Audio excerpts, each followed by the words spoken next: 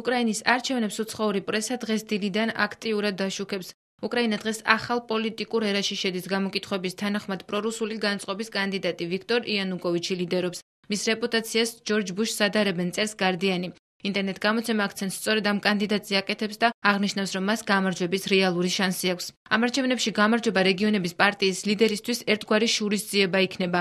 2004 წელს მის მცდელობას არჩევნებში გამარჯვება გაყალბების გზით მოეპოვებინა, ნარინჯისფერი რევოლუცია მოჰყვა. მაშინ მთავრობაში იანუკოვიჩის ნაცვლად ვიქტორ იუშენკო მოვიდა. მას შემდეგ ბევრი რამ შეიცვალა. ერთ დროს ნარინჯისფერი მოკავშირეები, იუშენკო და ტიმოშენკოც კი საბოლოოდ გაიყარნენ, ვკითხულობთ გარდიანში. ტელეგრაფიკი იუშენკოს საარჩევნო კამპანიის ბოლო დღეს მხატვრულად იხსენებს.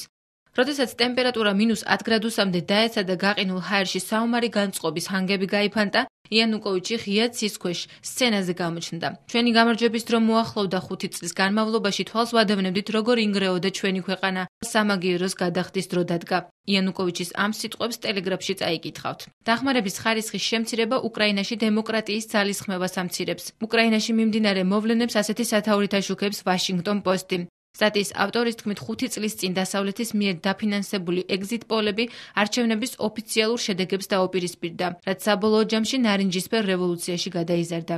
ათასობით ადამიანი არჩევნების შედეგებს აპროტესტებდა, სასამართლოები ხელახალი არჩევნების ჩატარებას ითხოვდა. კრემლის კანდიდატი კი იძულებული გახდა დამარცხება ეღიარებინა.